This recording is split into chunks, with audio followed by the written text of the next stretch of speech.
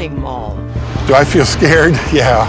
Even before real trouble began elsewhere, economists were saying the mall is dead. They were the ultimate shopper's paradise, the cornerstone of every suburb. Now the bloom is off those retail roses.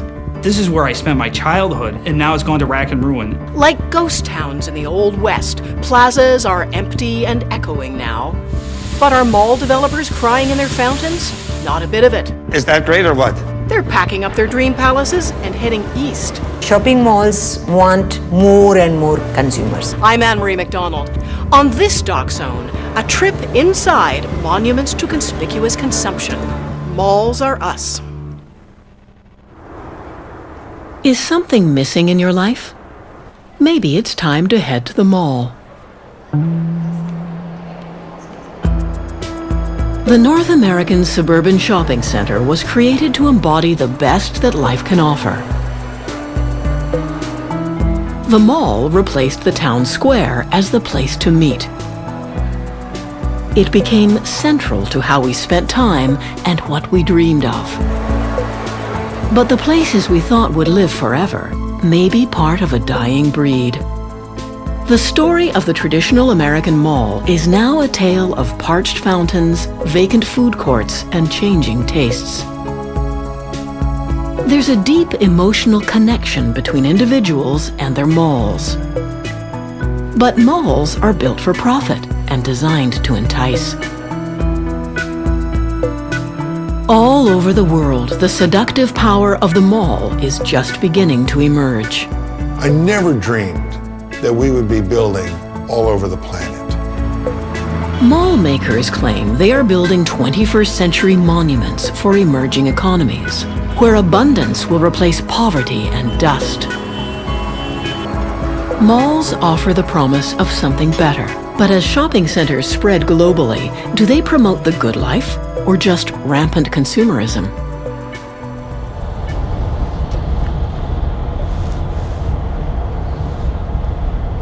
Entrepreneur Ruben Stahl is traveling to the site of his future mega mall, a 331-acre patch of forest he wants to transform into an environmentally themed retail park. Religion, heritage. I pray every morning. Really, I do the whole ritual. Today in North America, in spite of our collective devotion to shopping, it takes almost religious zeal to get a new shopping center off the ground. Ruben's project is no fly-by-night idea. A veteran of the mall business, he's been dreaming of this venture for the last 17 years. The malling of America is all mulled out. This is the last piece of land. Now, is that dramatic? You're going to see that on the freeway where we exist. Potential investors are nervous about the scheme, and for good reason. Traffic at malls is falling off as soaring food and fuel costs, combined with sinking stock markets, are cutting into the purchasing power of consumers everywhere. Many are buying closer to home or looking for bargains online. In the U.S., the number of store bankruptcies is climbing off the charts. In 2005, only 5 malls were built in America. In 2007, there was just 1. Headwinds from the U.S. are sending dark clouds over Canadian consumers and retailers alike. Consumer confidence is at its lowest point since 1995. Anyways, we'll see what happens. Okay? No surprise there's less money for shopping in malls. Ruben wasn't always swimming against the tide. He made his reputation in the booming 80s as creative genius behind one of the largest malls in the world, the West Edmonton Mall, where shopping and spectacle combine for fun and profit. Think of the magnitude of 111 eateries in a mall. 836 stores. 836 stores at one mall. It's unheard of.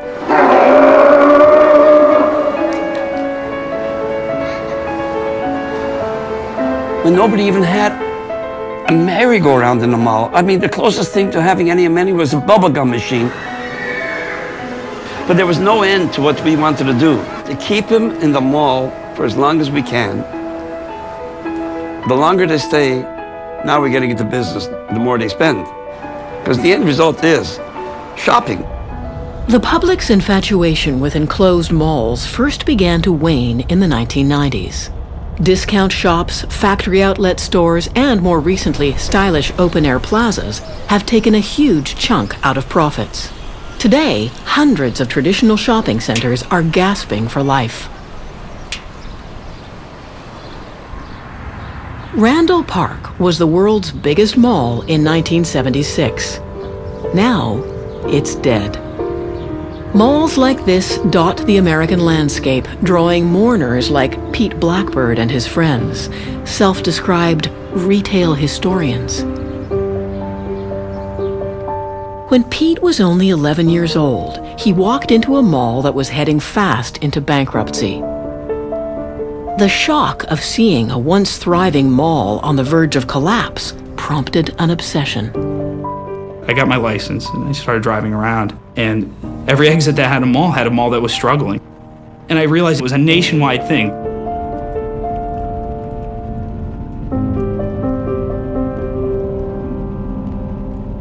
When you first get there, there's this once powerful structure, and you're standing there and you feel this big. And I think that's the way you were supposed to feel when it was working, and you still feel that way. To me, it beckons. It's this thing that I have to go up and peer into the windows. I have to get inside.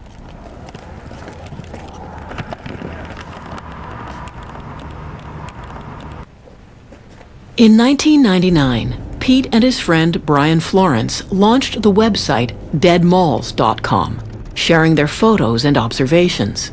It wasn't long before they were inundated with emails and photos from hundreds of others throughout North America, all wanting to commiserate about dying malls.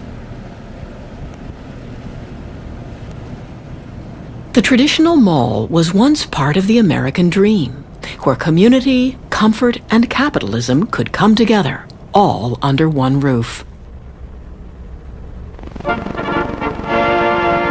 We're in suburban Minneapolis at the Garden Court of the Southdale Regional Shopping Center.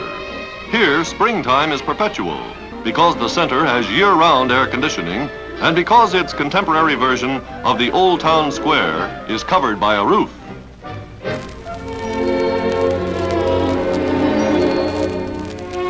The man credited with inventing the enclosed shopping mall was a fervent socialist and utopian thinker. Victor Gruen, an architect and refugee from Nazi-occupied Austria, missed the cafes and boulevards of his beloved Europe. He imagined malls as centers of communal life in soulless American suburbs, where the pursuit of happiness would be number one, and even the problem of parking could be solved.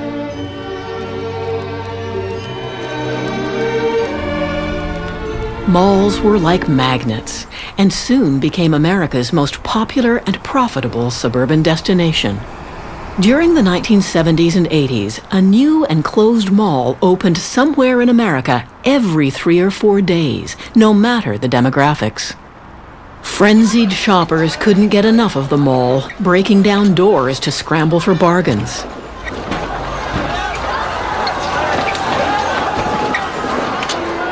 It was enough to give filmmaker George Romero nightmares.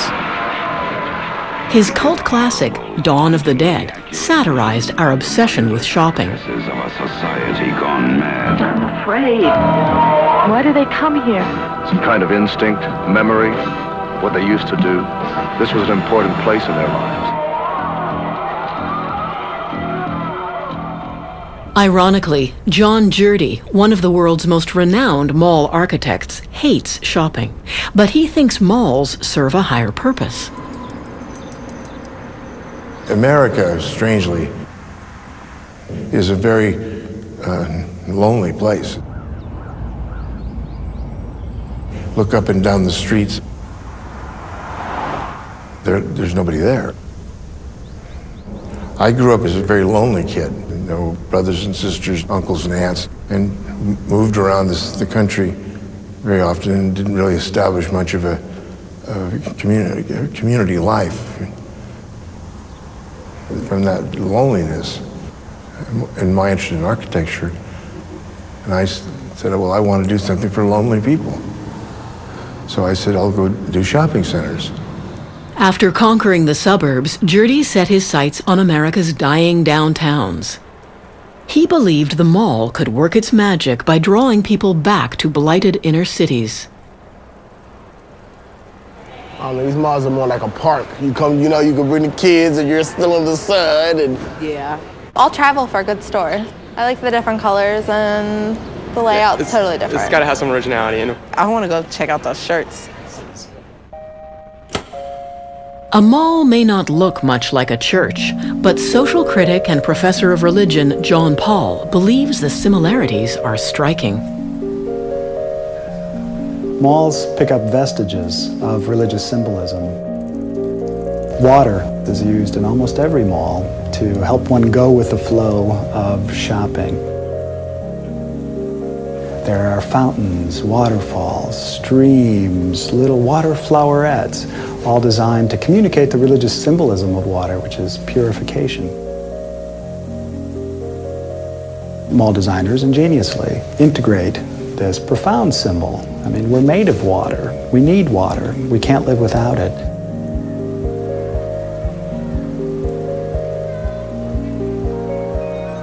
Same thing's true of the way light gets used in shopping malls. Light is energy. And so at the center of most malls, there will be a skylight that has really bright, intense light that communicates that this is some special place that's set apart. They tend to have high ceilings in ways that evoke the experience of many churches that make people feel small.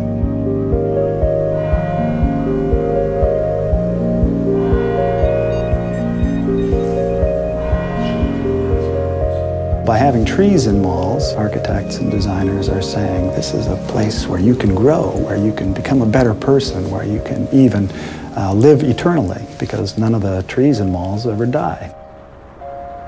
So the promise is that we can be safe, we can gain a sense of transcendence beyond our fragility. But at some point you have to ask, where are the limits to that? And is life really abundant at a deep level if we're just accumulating stuff? Malls hold out the promise of a safe, secure environment, but there are tight controls. In most malls, like this one in Paris, not everyone is welcome. Annule. Oui, allez-y. 100%, 3. Ici, s'il peut nettoyer les tags, il faut qu'il les nettoie. S'il ne les nettoie pas, on appelle la police directe. Ok. Oh. Allô. Remonte par là. Allez. Remonte. Qui ça? Remonte.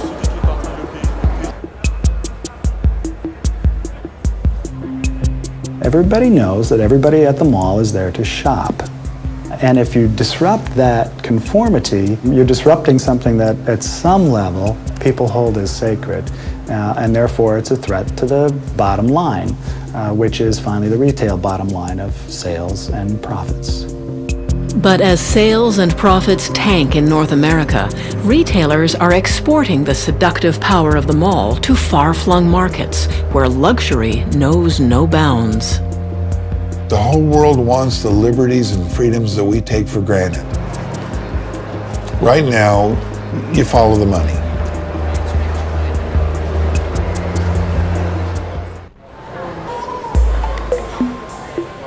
From the Middle East to Eastern Europe and Asia, the shopping mall is booming.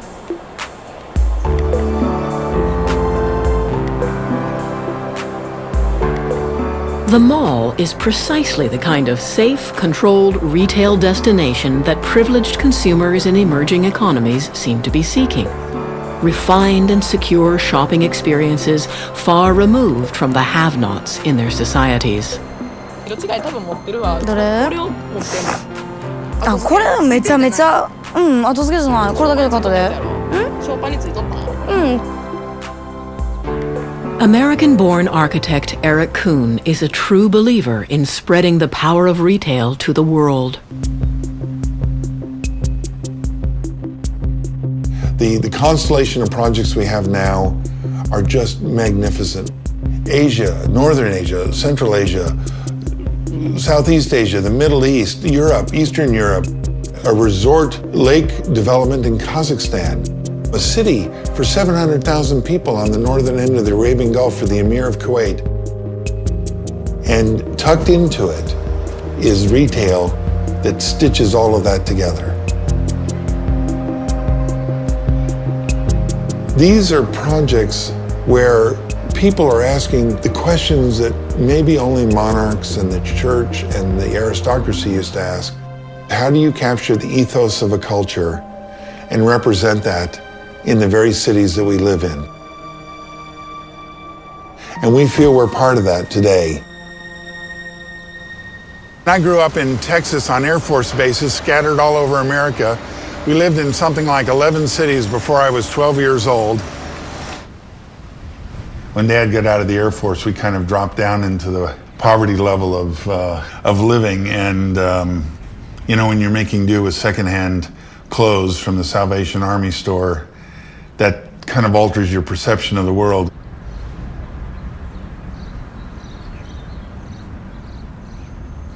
And now I'm working with some of the most powerful men and women in the world. They're building monuments to their civilizations. They're creating places where the rest of the world is going to beat a path to come and be seen and do business. Kuhn's reputation as a designer of mega projects was built on the colossal success of his first mall, Blue Water. Built in 1999 just outside London, England, Blue Water attracts 27 million visitors a year. It's the largest retail and leisure destination in Europe. When we were asked to work on Blue Water, I gained an unbelievable appreciation of how powerful retail was. It is unstoppable. For me, retail is the way people personalize their lives. And in a world that's increasingly hostile and incomprehensible, a chance for an individual to give meaning to their life through the clothes they wear, the way they dress their kids, the way they outfit their homes. It's such a powerful force.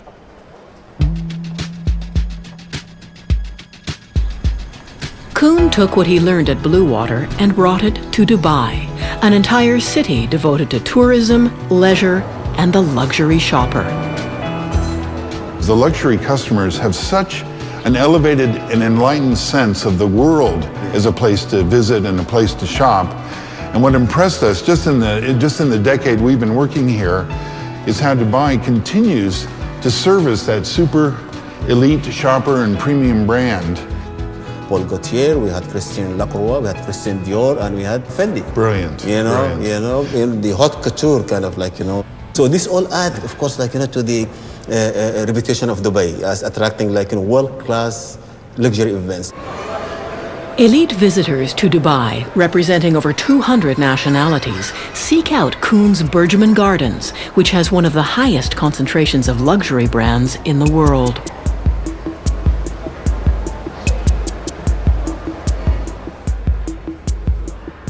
جمعة الماضي معلم الصبح قمت بكير صحبت لك على برجمان شو بدي اعمل نهار الاوف يعني اخذت فنجان قهوه الصبح كانت مرتي بعد عندها شغل قلت لها الحقيني الظهر اخذت فنجان قهوه لهيك رواق ما في حدا خلصت لقيت لي طلعنا غدينا فوق بالفود كورت بالجابينجو واخذنا البنت لعبناها شوي بالفود كورت على الاخر كمان كملنا هيك شويه شوبينج معلم طلعت بالساعه لقيتها 5 6 خلص النهار دورت رحت على البيت وقعدت ريلاكس شوي تي في يعني خلص النهار ما حسيت ومبسوط تسليت كل شيء يعني عن جد نعمه من عند ربنا انه في مولات جامعه كل شيء يعني. Dubai, there are more than 200 different nationalities. One time somebody asked me, what is the profile of your customer? I said, the only profile of my customer is a deep pocket, like, and a good taste, like, of good shopping, Such success has landed Kuhn an even more ambitious contract. The new Dubai International Financial Center, a retail office and leisure mixed-use project, will be larger than 370 football fields stitched together. You can see the scale of this project. And all of the future of Dubai is on an axis with the mall and the arcades that we're planning.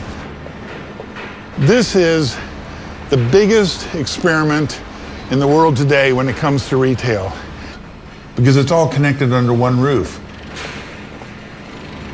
Each one of 20 buildings is currently slated to be built here over the next 3 years that'll create a population, a working population here of nearly 60,000 people a day. But what stitches it into one cohesive whole is a collection of over 1 million square feet of retail and restaurants, cafes and service bureaus that make this a fully integrated city center. Normally, such vast retail developments would evolve over decades, but here they seem to appear almost overnight. A ready supply of cheap migrant construction workers from all over Southeast Asia is fueling an unprecedented building boom. There's a great incentive for developers when the average construction wage is only 45 cents an hour. And when commercial developers foot the bill for urban renewal, the public purse is spared. I just am in disbelief that we have this opportunity. I can't believe it. Do you ever feel scared? Scared, my God. Do I feel scared? Yeah. You can't do new things without fear being part of the mix. You know, I mean, Einstein made that famous comment that if we knew what we were doing, we wouldn't call it research.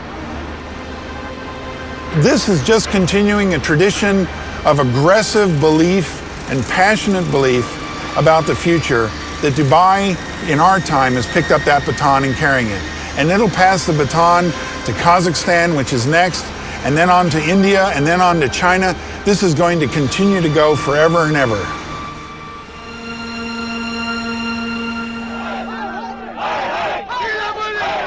But not everyone wants to shop at the next newest mall in the global village. When we come back, the world's first anti-mall riot.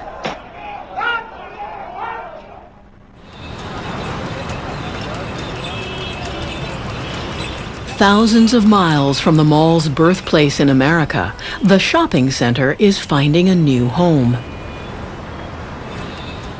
Only 10 years ago, India had no malls. But relaxed trade barriers have cleared the way for multinational brands to set up their stalls. Shopping centers are being created at a pace unmatched anywhere, anytime in history. All in pursuit of a new generation of shopping devotees. In homes and shops across India, a great debate about malls has been unleashed, often pitting young people's values against those of their parents. Matter is, I'm not criticizing the mall. I'm not saying you don't come to malls. You come to malls, it's a nice place. But you want me to come here every time, as you are forcing me to come to the malls. I feel little uncomfortable because it's limited to only one layer of the society of our country.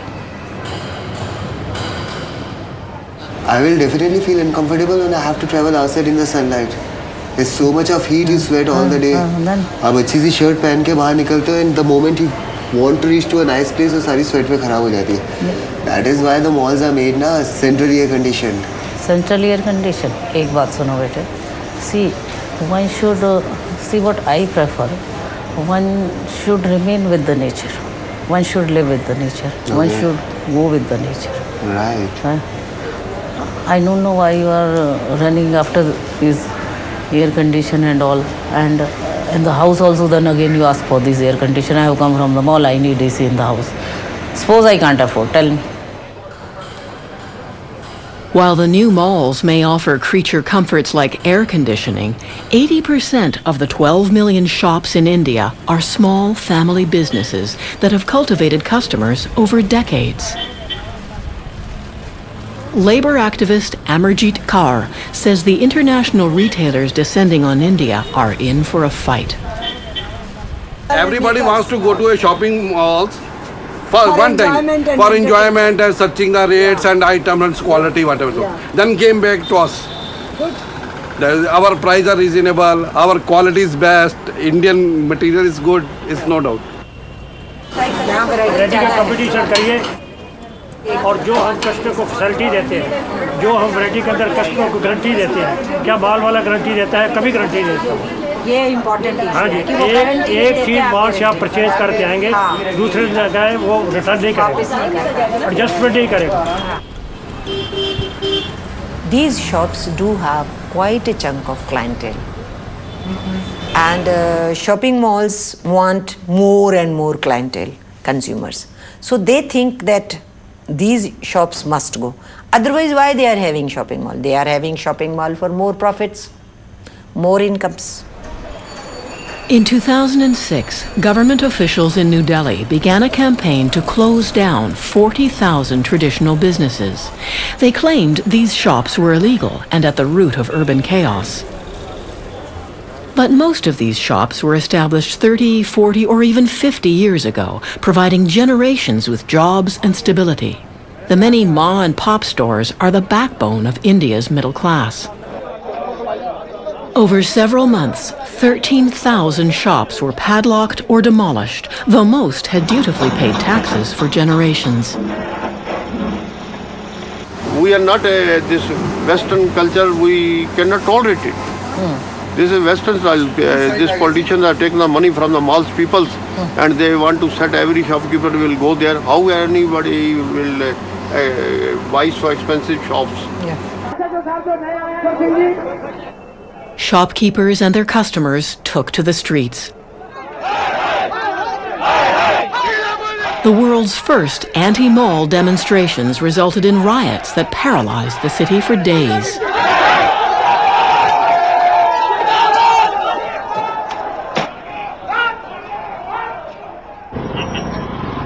Our wives, our children came on the road. We have agitated it. And we confronted with the police confronted also. with them. We will not tolerate this. This is bloody gundagardi.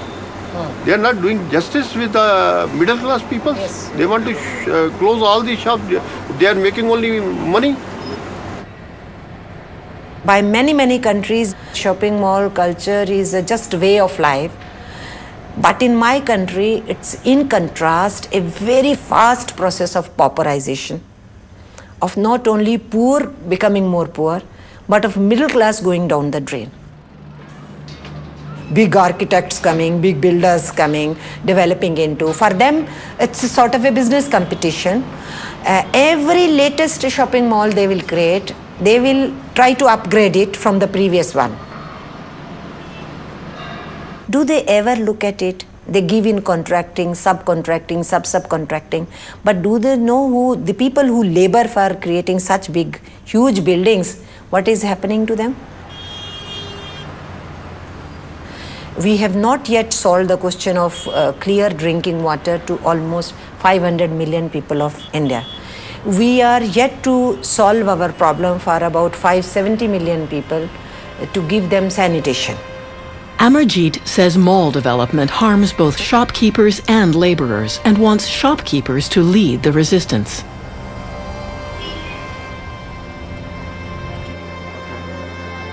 People learning very fast that they have to organize, they have to struggle. लेकिन जैसे लड़े थे वैसे लड़ेंगे ना। लड़ेंगे ही, जब लड़ेंगे तो लड़ेंगे ही, जब वक्त आएगा तो लड़ लेंगे। बिल्कुल। Let the shopping mall owners understand, India is not that easy.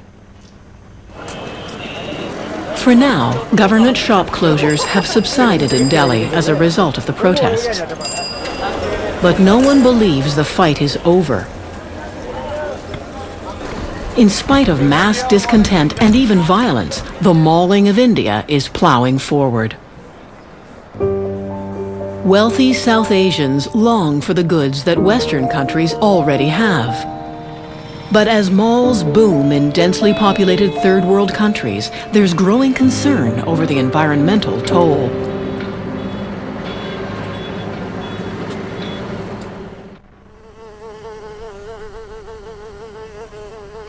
For environmentalist Vikram Soni, mall culture represents an enormous threat to India's fragile ecosystem.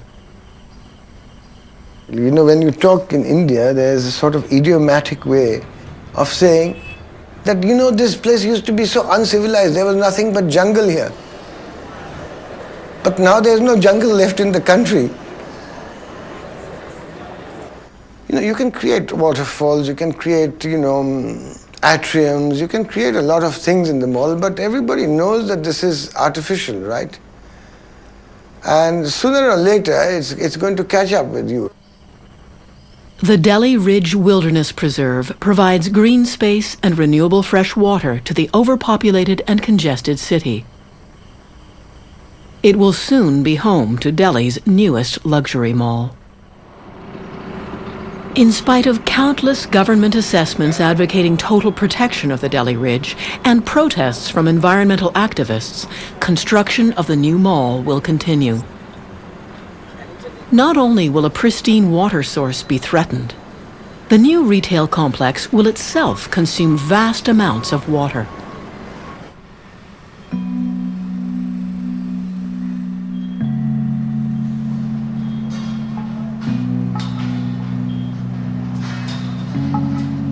We cannot continue to think that this dynamism is now a constructive force. It's become a very destructive force in the planet.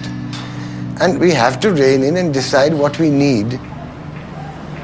I don't know, it doesn't matter whether it's Versace or Gucci or whether it's a Sony television set. They are not what are the vital elements of life. We are going to knock off the environment faster than anybody ever did it. But the promise of the mall remains an irresistible lure in developing countries. Mall makers believe it's time people in emerging economies were offered the same high-end luxury and leisure environments now enjoyed in the West. As new malls spring to life in India, North America provides a cautionary tale. In the life cycle of the shopping mall, dying days draw near.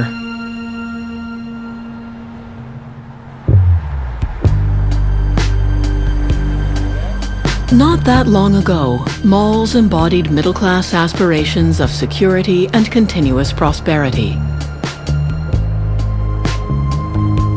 Dying malls are reminders that once thriving communities can fail, even in a single generation.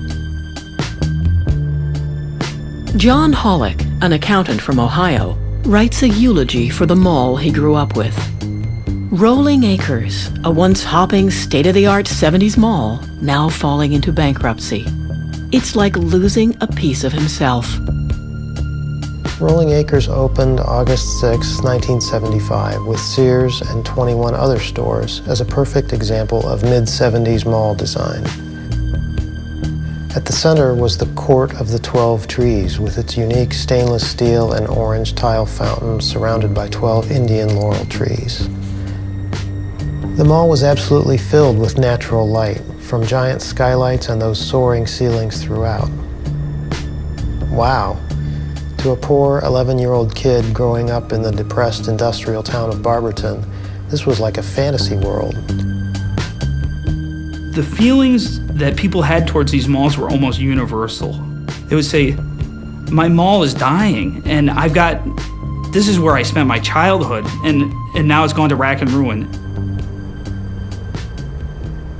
Our parents had downtowns that they went, and that's a place that they were able to express themselves and decide who they wanted to be.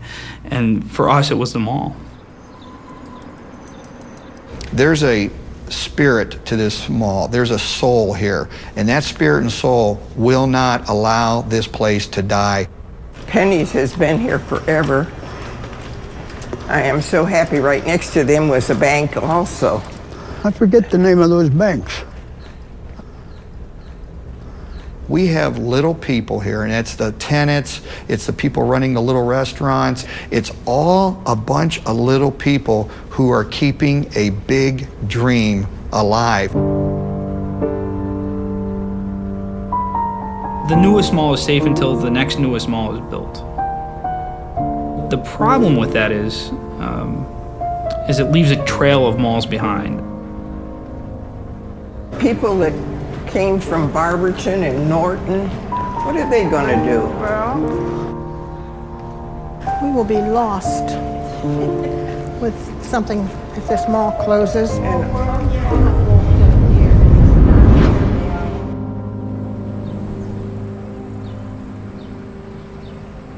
As mall rats mourn the passing of their malls and the failed promise of better times, can anyone save the North American mall?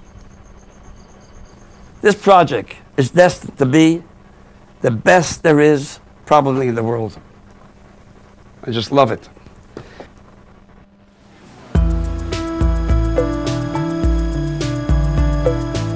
Is there any way to breathe new life into the North American mall? Canadian mall maker Ruben Stahl thinks he's found the answer. Combine shopping with going green. 30 years after creating the West Edmonton Mall, Ruben Stahl is set to launch his newest creation, the largest environmentally themed retail project in the world. 14 million feet, 331 acres. It's the first environmentally sensitive project, not only in North America, probably the world of this magnitude. Ruben has faith that the mega mall will be a draw for millions of people. Big spenders seeking serenity in an eco-friendly spa and shopping paradise. Green. In other words, it's green. Lac Mirabel describes itself as a state-of-the-art retail shopping complex constructed in harmony with its surroundings. The land is considered environmentally sensitive, and it's taken years for Ruben and his partners to satisfy stringent development requirements. If you're building something great, there are always obstacles. You know, nothing happens overnight. Obstacles were wetlands, which are, government very sensitive to wetlands today, and we had to work around it. Right now, Ruben's dream looks more like a clear cut. But if you're gonna dream, you might as well dream big. They were ready to stop this mall. But what we did is we kept the wetlands, worked around it, and made things that are just incredible. What you see here are 2.5 to 3 kilometer trout streams. These are all man-made, by the way, that go through all the area down into this lake where they spawn. It was started with 20,000 trout. The people living here can actually go to their condo, put a rod into and catch a trout and come home and eat it. So now we had to go and find people who can actually design and build these streams, get the algae out and toxic waste out and to maintain them. These are all man-made, by the way. And if you're going to bring the great outdoors indoors, there's no better place to go for inspiration than America's largest sporting goods store, Cabela's. Ruben wants to lure the hugely popular American retailer to his mall.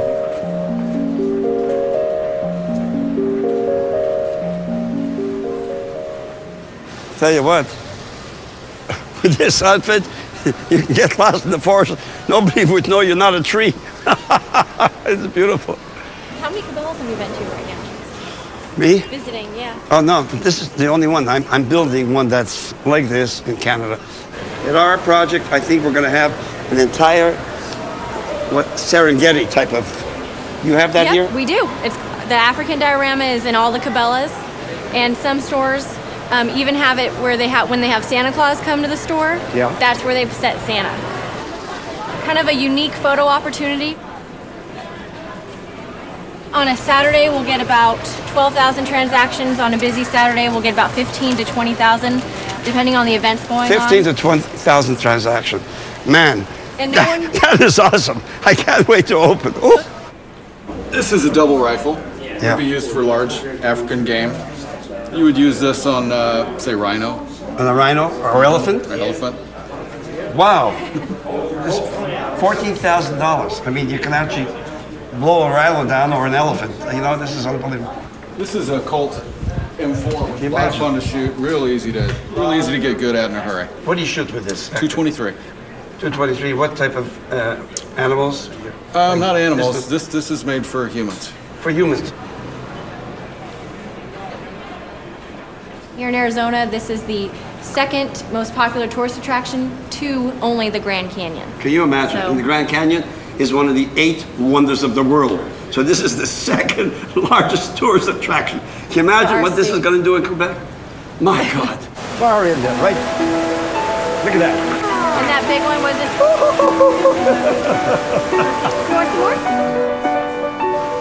Look at him go. That is something fantastic. If you were in the Grand Canyon, this would be part of it. This elephant is real. The elephant is real. Is that great or what? Al Gore is right. These animals should be preserved somehow, and look how beautiful that is. You know what? I will have Al Gore come to our projects. Somehow he will be there to talk about our project that is environmentally sensitive. Can Rubin, with or without the help of Al Gore, save the North American shopping mall? What began as a utopian ideal, a perfect climate-controlled haven for shopping and leisure, gave way to the reality of America's car-centered culture. Today's mall makers have an even grander vision, building shopping centers on the scale of new city-states. When we go build in places like Korea or China or Kuala Lumpur, for instance, or the Middle East, Central Asia or Europe, it's not the disease of the American shopping mall, which is an antiquated experience. It's about trying to recapture the spirit of what those communities were like.